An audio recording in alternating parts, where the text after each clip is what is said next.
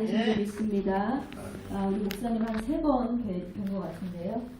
들을 때마다 찬양의 은혜가 너무나 넘칩니다. 음성이 너무 좋으시고 정말 감동이 됩니다. 하나님께서도 감동하신 줄 믿습니다.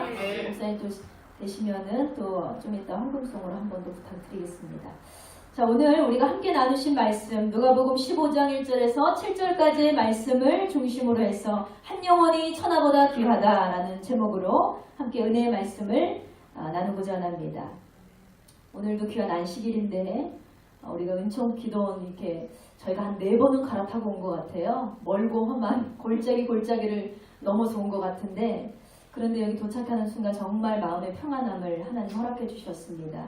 우리 목사님께서, 담임 목사님께서 얼마나 기도로 세우시고 또 하나님의 그 귀한 사명으로 정말 힘들게 또 주님의 길을 헤쳐오셨는지가 느껴져서 큰 감동이 되었습니다. 하나님 기도하는데 정말 귀한 음성 주시고 하나님께서 마음에 평안 주시고 이곳에 많은 영혼들 세우시길 원하시는 그런 감동을 받았습니다. 우리 목사님을 향해서 우리 박수 한번 쳐드릴까요? 목사님 감사합니다. 이 시대에 많은 목사님들이 지금은 빛을 잃어버리고 정말 갈 길을 잃어버리고 있습니다. 그런데 이렇게 한 영혼을 귀하게 생각하는 목사님들이 오늘도 교회의 불을 밝히시고 이렇게 예배의 자리로 힘써주시는 것은 정말 큰 은혜와 감동이 아닐 수가 없습니다. 이 시간 기쁨으로 나아가는 저와 여러분도 하나님의 귀한 은혜가 임하게 되기를 주님의 이름으로 축원드립니다. 자, 오늘 하나님이 주시는 한 영혼이 천하보다 귀하다 하셨는데 이 말씀으로 우리도 귀한 깨달음을 얻고 또 믿음으로 발돋움할 수 있는 시간들이 원합니다. 자, 경상도 어느 마을에 아주 믿음이 좋은 장로님께서 계셨습니다. 이분이 한날은 믿지 않는 친구들과 골프를 치러 가셨어요. 근데 그날따라 이 퍼팅이 잘 안 되는 거예요. 그래서 막 이분이 경상도 분인데 엄청 투덜거리면서 오늘은 와 이리 안 되노 이러면서 막 투덜투덜거리셨습니다. 그때 옆에 있는 친구가 와 걱정하노 기도하면 될 낀데 이렇게 말을 했다는 거예요. 그래서 이 장로님은 믿음도 없는 친구가 이런 얘기를 하니까 정말 신기한 거예요. 야 너 이제 교회 다니냐? 어떻게 이런 얘기를 하냐는 거죠. 그래서 야 네가 그걸 웃지 않어 그랬어요. 기도하면 되는지 웃지 않어 그랬어요. 그랬더니 양재동에 가봐라 거기 그렇게 써 있다 이런 얘기를 하시는 거예요. 알고 보니까요 양재동 교육문화회관 옆에 경부고속도로변에 자그마한 5층 건물이 있는데 거기 옥상에는요 왜 걱정하십니까? 기도할 수 있는데 라는 전광판이 아주 커다랗게 달려있다고 합니다. 그래서 이 고속도로를 오가는 사람들은요 믿는 자든 안 믿는 자든 다 이 전광판을 보고 있어요. 밤낮으로. 그러니까 믿지 않는 이 친구도 여기를 지나다 보니까 자꾸 그 문구가 보이는 거예요. 왜 걱정하십니까? 기도할 수 있는데. 왜 걱정하십니까? 기도할 수 있는데. 그러니까요 알게 모르게 사람들이 믿는 자든 안 믿는 자든 여기를 오가면서 그래 오늘 나의 걱정이 있었지만 기도하면 될 거야. 그래 오늘도 나에게 근심이 쌓였지만 기도하면 뭔가 이루어지겠지 라는 생각을 하면서 많은 사람들이 이 문구 때문에 위로를 받았다는 이야기입니다. 여러분 정말 근심 걱정이 너무나 많은 시대를 우리는 살아가고 있습니다. 그런데 정말 믿는 사람이든 안 믿는 사람이든 어떤 집안도 평안한 집안이 별로 없는 것 같아요. 그런데 앞선 얘기와 같이 안 믿는 사람들도 알고 있는 내용이 있습니다. 너희 그리스도인들 기도하면 하나님이 다 이루어지신다더니 왜 걱정을 하냐는 거예요. 정말 이런 얘기를 들으면 얼마나 부끄러운지 몰라요. 우리 하나님께서 천지만물을 창조하신 하나님의 능력이 얼마나 무한한지를 우리는 설명하고 있으면서 정작 우리가 걱정과 근심 가운데 쌓여서 여전히 하나님을 믿지 못하고 여전히 하나님의 능력을 바라보지 못한 채 그렇게 믿지 않는 사람들에게까지도 우리의 연약함을 들키고 있다는 사실입니다. 여러분 우리가 아무리 힘들어도 생각했으면 좋겠습니다. 걱정 없이 근심 없이 염려 없이 오늘 주님을 꼭 붙잡으시는 저와 여러분 되시기를 주님의 이름으로 축원드립니다. 우리가 이럴 때일수록 주님의 은혜를 경험해야 될 줄 믿습니다. 고난이 올수록, 아픔이 올수록, 위기가 올수록 이때가 바로 주님께서 나에게 은혜를 주시려고 하시는구나. 주님께서 나에게 오늘도 기적을 경험하게 하시는구나. 이렇게 생각하며 우리가 다시금 하나님의 말씀으로 위로받는 시간 되길 원합니다. 자, 오늘 본문의 말씀을 보니까 예수님께서 세리와 죄인들을 불러서 함께 식사를 하셨다 그랬어요. 이 모습을 바리새인과 서기관들이 보게 되었습니다. 여러분, 바리새인과 서기관들 우리가 너무 잘 알죠. 그들의 속성을. 그런데 이들의 반응이 어땠을까요? 어찌 저 죄인들과 함께 식사를 할 수 있느냐 하면서 온갖 불평과 불만을 쏟아놓으면서 예수님을 배척했습니다. 이때 예수님께서는 세 가지 비유를 들어서 말씀하시면서 잃어버린 죄인들이 하나님의 품으로 돌아오게 되었을 때 하나님께서는 그 무엇보다 가장 기뻐하신다는 사실을 이들에게 알려주셨다는 것입니다. 여러분들도 바리새인과 서기관들처럼 때로는 많은 사람을 혹여나 배척하고 계시지 않는지, 많은 사람을 폄하하고 계시지 않는지 우리가 돌이켜 회개할 수 있는 시간 되길 원합니다. 이제는 우리가 예수님과 같이 구별 없이 차별 없이 많은 이웃들을 포용할 수 있는 넓은 아량이 필요하다는 거예요. 그래서 하나님의 관심에 더욱더 집중된 사명을 감당하시는 저와 여러분 되시기를 주님의 이름으로 축원드립니다. 자, 첫째로 오늘 하나님께서 주시는 귀한 깨달음은 말씀을 향하여 가까이 나아가라입니다. 누가복음 15장 1절 말씀에 보니 모든 세리와 죄인들이 말씀을 들으러 가까이 나오니 라고 말씀하고 있어요. 여러분, 당시에 율법주의자들은 유대인들이었죠. 이들은요, 죄인을 분별하여서 구별을 하였는데 거기에 죄인에 소속되는 사람들은 세리들이 있었고 창녀들이 있었고 거짓말하는 자들, 강도들, 살인자들과 같이 이렇게 세상의 법도를 지키지 않는 도덕적이지 못한 불의한 사람들이 여기에 해당했습니다. 이런 사람들은 모두가 죄인이라고 불렀고 하나님과 사람에게 있어서도 이들은 반역자에 해당이 되었다는 거예요. 그러니까 유대인들은 우리는 하나님의 거룩한 자이기 때문에 너희는 절대로 우리와 어울릴 수 없어 하면서 손을 다 그어놨습니다. 그런데 이렇게 소외된 그들이 사람들의 배척을 당하고 세상으로부터 외면을 당하니까 얼마나 외로웠겠습니까?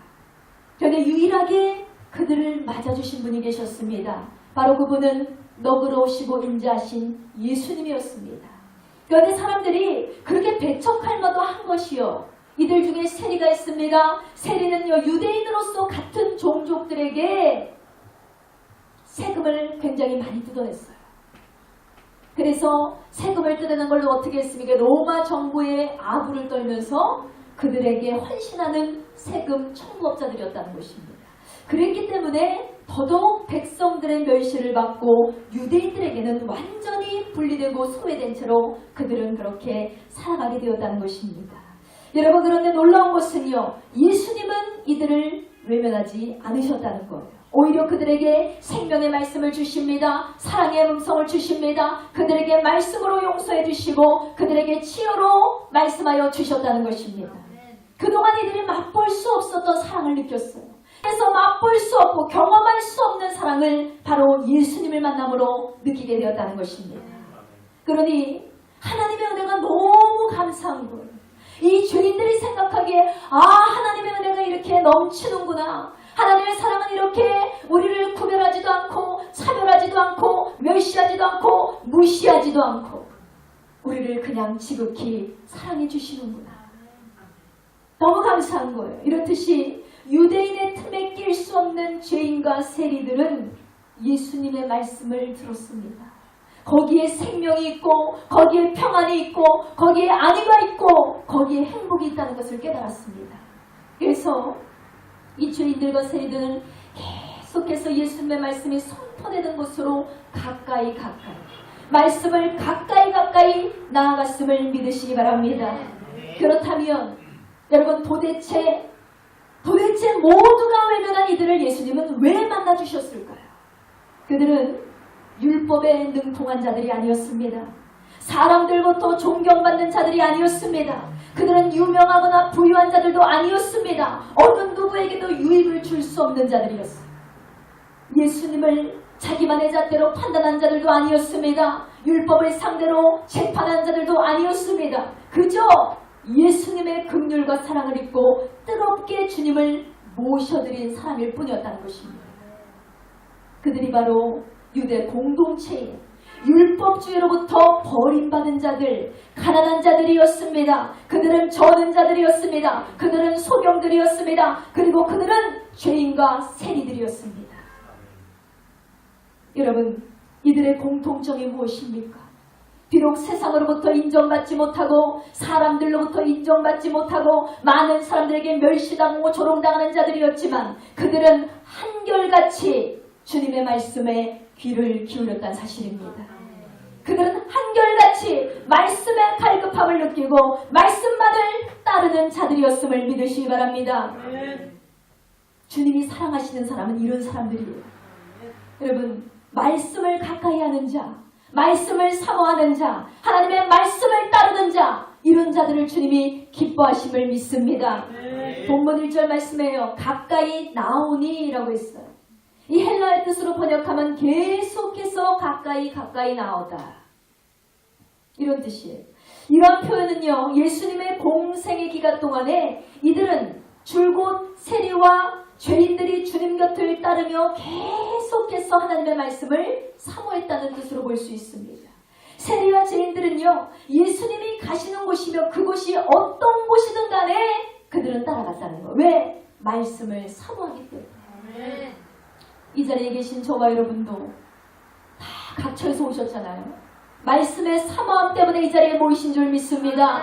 말씀의 갈급함 때문에 이 자리에 오신 줄 믿습니다. 예수님이 좋기 때문에 이 자리에 모인 줄 믿습니다.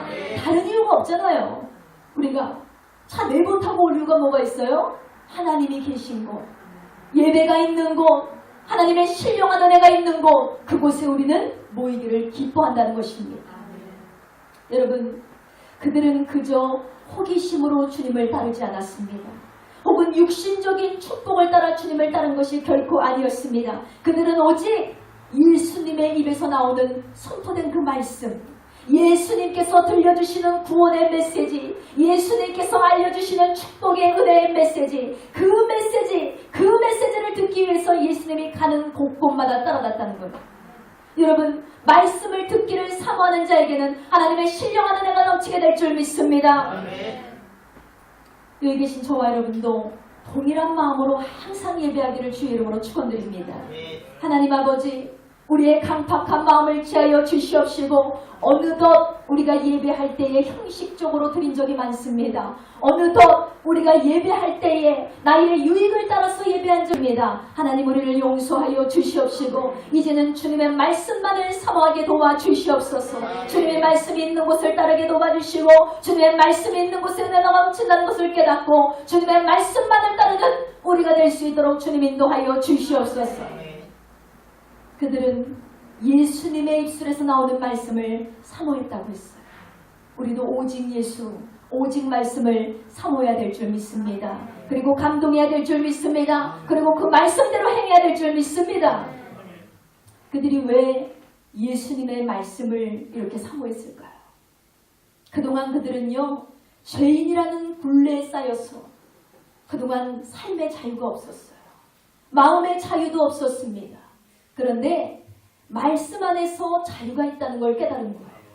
그동안 알지 못했던, 누리지 못했던 기쁨이 바로 예수님 안에 있다는 것을 깨닫게 된 것입니다. 그동안 경험하지 못했던 평안함, 어딜 가나 불안해야 했습니다. 어딜 가나 조롱받아야 했습니다. 어딜 가나 무시해야 했습니다. 그런데 예수님은 그렇지 않으니까 예수님과 함께 있는 순간이 평안했다는 거예요. 할렐루야.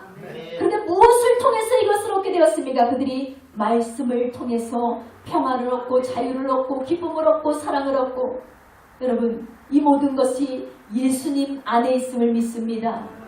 이들이야말로 여러분, 주님께서 부르시는 그 부르심에 적극적으로 응답하고 선포된 주의 말씀과 주의 명령에 순종하는 자들이었음을 믿으시기 바랍니다. 우리에게도 이런 순종이 필요하다는 것. 그런데 이 바리새인들과 서기관들의 입장에서는 보니까 죄로부터 구원과 하나님 나라의 소망에 관해서 예수님이 설교를 하시더라는 거예요. 이 죄인들을 책망하고 율법대로 살아간 자기들을 칭찬해 주셔야 되는데 그것이 아니라 오히려 죄인들을 향하여 긍휼과 용서를 베풀어 계십니다. 그리고 죄에서의 자유를 선포하고 계신 거예요. 게다가 이들과 식사까지도 함께 하세요. 그들은 이런 사악한 사람들과 절대로 음식을 같이 먹을 수 없는 자들이었어요. 그들과 교제한다는 것은 생각해 본 적이 없는 사람들이었어요. 이것은 자신들의 품위를 떨어뜨리는 일이고 자신들의 위상에 손상을 주는 일이라고 생각했습니다. 그렇기 때문에 이들은 주님께 불만을 토소합니다. 그리고 예수님을 떠나갔다는 것입니다. 그러나 여러분, 우리의 생각과 예수님의 생각은 달라요. 그들의 생각과 주님의 생각은 달랐습니다. 오늘 이 시간에도 주님은 우리 모두에게 이렇게 말씀하십니다. 마가복음 2장 17절 말씀에 예수께서 들으시고 저희에게 이르시되 건강한 자에게는 의인이 있을 데가 없고 병든 자에게나 쓸 데가 있느니라. 내가 의인을 부르러 온 곳이 아니요 죄인을 부르러 왔노라 했습니다. 할렐루야. 우리 누구나 의인이라고 말할 수 없다는 거예요. 목회자라고 해서 하나님의 성도라고 해서 우리가 누구나 의인이라고 말할 수 없습니다. 나는 죄인입니다. 이것이 정답이라는 거죠. 다 같이 선포합니다. 하나님 아버지, 우리 모두는 죄인입니다. 우리 죄를 씻어주시려 자녀 삼아주심을 감사드립니다. 아멘. 할렐루야. 우리의 죄를 씻어주시러 오셨지 우리가 의인이기 때문에 우리를 불러주신 것이 아니라는 거예요. 우리가 죄인이기 때문에 우리를 만나주신 줄 믿습니다. 사랑하는 성도 여러분, 하나님은 우리의 영원한 아버지가 되어주셨습니다. 하나님께서는 방황하는 영혼들에게 말씀으로 붙들려 새롭게 깨어나기를 원하고 계신다는 것입니다. 율법에 능한 자들을 사랑하는 것이 아닙니다. 유능하고 박식하고 총명하고 돈 많고 재능 있는 자들을 사랑하시는 것이 아닙니다. 외모가 출중한 자들을 사랑하시는 것이 아닙니다. 지혜 있고 높은 자들을 하나님이 사랑하시는 것이 아니라는 거예요. 지금 이 저든 자들과 같이 지금 이 죄인들과 같이 하나님께서 우리를 사랑하신 것은요, 말씀을 가까이 나온 자, 말씀을 사모하기 때문에 우리를 만나 주신 줄 믿습니다. 이렇게 말씀을 사모하는 자에게 주님께서 어떤 복을 내려주십니까? 성령으로 충만케 하시고 자유를 주시고 치유하시고 우리를 축복해 주시는 분이 우리가 믿는 예수 그리스도임을 믿습니다. 그러므로 여러분, 말씀을 더욱더 깊이 묵상하시기 바랍니다. 주변 사람들과 주변의 환경들을 의식할 필요가 없어요. 우리가 예배를 가까이 하시고 더욱더 열심을 품게 되길 원합니다. 그렇다면 여러분의 모든 문제와 고민을 해결해 주시며 은혜가 넘치는 풍성한 삶으로 우리 하나님께서 이끌어 주실 줄 믿습니다. 자, 두 번째로 깨달음을 주시는 메시지는 법과 이웃을 초청하라입니다. 다 같이 선포합니다. 법과 이웃을 초청하라. 할렐루야. 우리가 깊이 있는 자리일수록 법과 이웃을 초청해야 될 줄 믿습니다. 누가복음 15장 6절의 말씀입니다. 집에 와서 그 법과 이웃을 불러 모으고 말하되 나와 함께 즐기자. 나의 잃은 양을 찾아노라 하리라 그랬습니다. 여러분, 본절에서 예수님께서는 잃어버린 양의 비유를 들어서 양치는 자의 심령을 말씀하고 계십니다. 즉 양치는 자는 목자잖아요. 목자의 특징이 있습니다. 목자는요, 자기가 치는 양의 한 마리라도 잃어버리면 절대로 돌아오지 않습니다. 그 양을 찾기 전에 밤새도록 찾고 또 찾고 또 찾고 또 찾고, 내가 치르는 이 양이 너무나 소중하기 때문에 양을 버릴 수가 없는 거예요. 한 마리의 양도 얼마나 극진히 소중히 여기는지 모릅니다. 이것이 목자의 심정이라는 거예요. 예수님께서 왜 이 비유를 들어서 이들에게 말씀해 주셨을까요? 당시에 양치는 자는 누구를 가리켜서 말하느냐? 바로 이 양치는 자는 바리새인과 서기관들입니다. 여러분, 이 시대적 당시에는 많은 사람들이 육축을 했어요. 그래서 양들을 키우고 염소를 키우고 가축을 많이 키웠습니다. 그런데 예수님께서 가만 보니까 세리와 이 죄인들이 함께 식사하는 이 자리에서 비난하는 자들이 있었으니 바로 이 바리새인과 서기관들이에요. 그러니까 이들을 대상으로 예수님이 말씀을 하신 거예요. 마태복음 12장 11절에도 보면 실제 이들이 양을 키웠다는 것을 알 수 있는데 예수님께서 안식일에 병을 고치는 일에 대해서 이들이 또 그때도 들고 일어납니다. 어떻게? 안식일에 어떻게 당신이 병을 고쳐줄 수 있습니까? 라고 얘기했어요. 그때도 예수님께서 말씀을 하세요. 너희 중에 어느 사람이 양 한 마리가 있어 안식일에 구덩이에 빠졌으면 붙잡아 내지 않겠느냐? 이 비유를 왜 하셨을까요?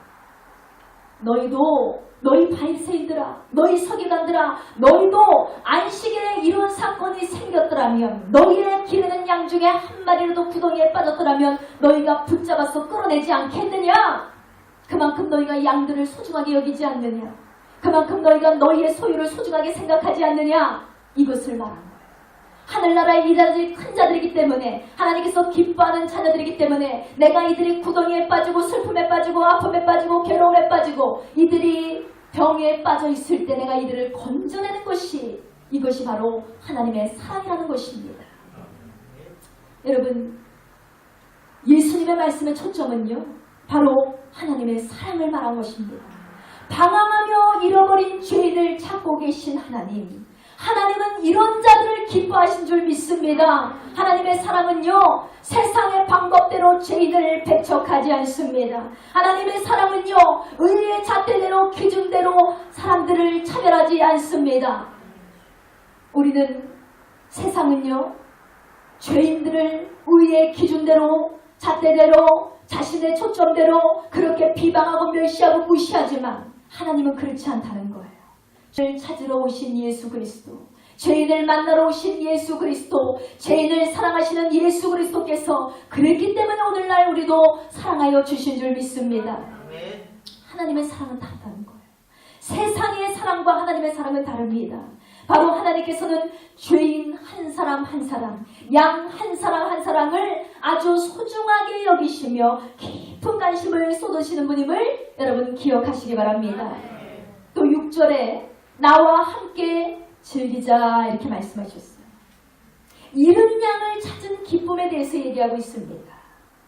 잃은 양 한 마리를 찾았는데요, 나는 99마리의 양이 있지만 한 마리의 양이 잃어버려서 찾고 또 찾고 찾아다니다가 드디어 이 양을 만나게 된 거예요. 예수님 말씀하시기를 이 한 마리의 양을 찾은 기쁨이 단순히 개인의 기쁨이 아니라는 거예요. 이것은 공동체 전체의 잔치였습니다. 여러분, 이만큼 한 마리 양, 잃어버린 양을 찾은 그 예수님의 기쁨은 무엇입니까? 어느 것과도 비교할 수 없는 가장 큰 기쁨이었다는 것입니다. 나와 함께 즐기자. 이것은 목자의 외침이죠. 회개하고 돌아올 때, 죄인 한 사람이 회개하고 돌아올 때, 죄인 한 영혼이 주님 품으로 돌아올 때 하나님은 혼자서만 기뻐하시는 것이 아니라 바로 천군 천사와 함께 기뻐하시며 하늘나라의 잔치로 열어주심을 여러분 기억하시기 바랍니다. 그러니 우리가 한 영혼을 어떻게 해야 돼요? 천하보다 귀하게 여겨야 될 줄 믿습니다. 그러므로 우리는 내 법과 내 이웃을 이 자리로 초청해야 됩니다. 예배의 자리로 초청해야 됩니다. 주님께서 은혜를 베풀어 주시는 사랑의 자리로 초청해야 될 줄 믿습니다. 더욱더 영혼에 관심을 기울이셔야 됩니다. 세상이 강팍해질수록, 마지막 때가 임박해 올수록 우리는 예수 믿기 힘들다, 전도하기 힘들다, 교회 운영하기 힘들다, 예배드리기 힘들다, 많은 말들을 하고 있지만 그럴 때일수록 우리는 영혼을 더욱더 찾아 헤매야 될 줄 믿습니다. 예수님께서 우리를 찾아주신 것처럼 우리도 주님의 사랑에 보답하는 길은요, 영혼을 사랑하는 길밖에 없어요. 영혼을 찾아 헤매는 길밖에 없습니다. 그러니까 하나님께서는요, 저와 여러분을 왜 이 땅에 살아 놔두셨을까요? 필요 없으면 천국으로 그냥 보내실 텐데. 저는 매일 아침 눈 뜰 때마다 생각해, 하나님 오늘도 나를 필요로 하시는군요. 하나님 오늘도 나를 통하여 한 영혼을 건지시길 원하시는군요. 하나님, 기꺼이 주님의 복된 종이 되길 원합니다. 유능한 종이 아니고 유명한 종이 아니고 하나님, 한 사람의 영혼을 건질 수 있는 거룩한 도구로 사용하여 주시옵소서. 이것이 우리의 사명이 되어야 될 줄 믿습니다. 자, 마지막 세 번째로 깨닫게 하시는 메시지는 원망을 버리고 기쁨을 나누라입니다. 다 같이 선포합니다. 원망을 버리고 기쁨을 나누라. 아멘. 자, 누가복음 15장 2절 말씀에 바리새인과 서기관들이 원망하여 가로되 이 사람이 죄인을 영접하고 음식을 같이 먹는다 하더라 그랬어요. 예수님을 향한 원망이 시작이 되죠.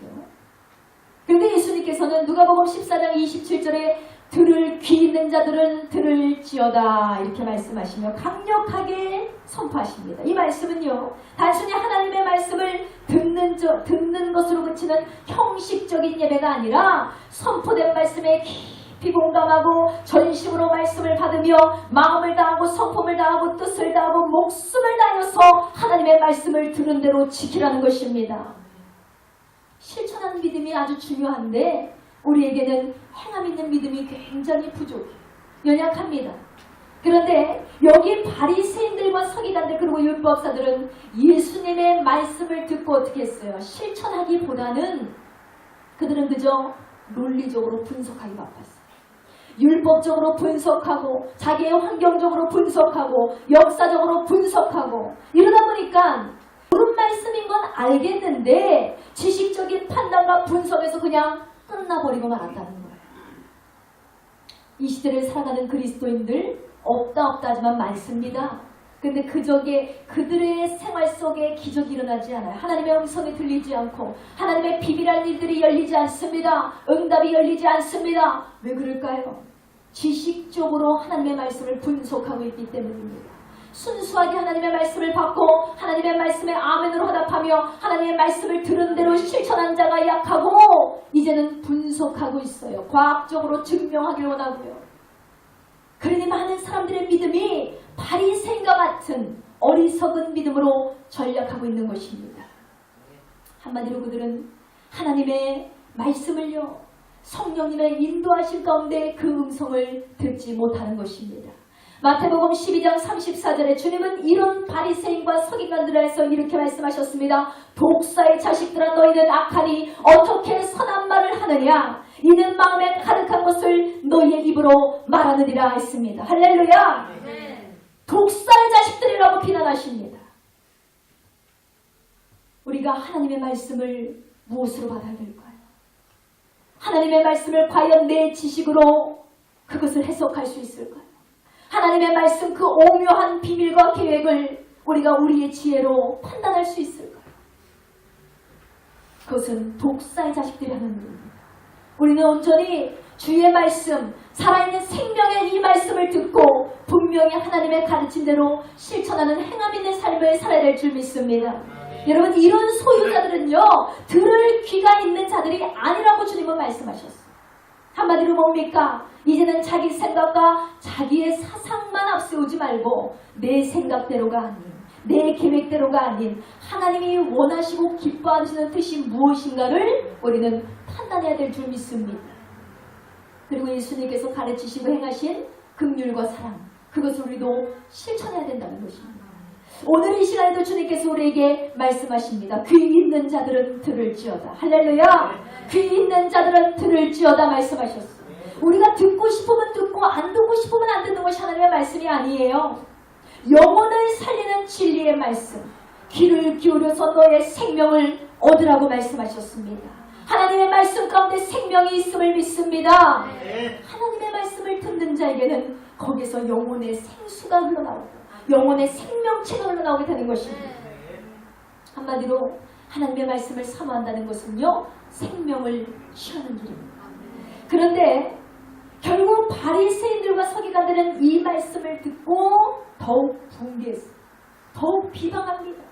그래서 떠나버렸잖아요. 그들은 하나님의 말씀대로 살기 위해서 우리가 얼마나 애쓰고 살았는데, 우리가 얼마나 하고 싶은 것도 하지 못하고 율법에 맞춰 살았는데, 내가 얼마나 하루에 2번씩 기도하고 이렇게 살았는데, 내가 부지 활동하기 위해서 길거리에 나가서 동조도 떨어뜨리고 다녔는데 어떻게 우리에게 이런 말씀을 할 수 있지?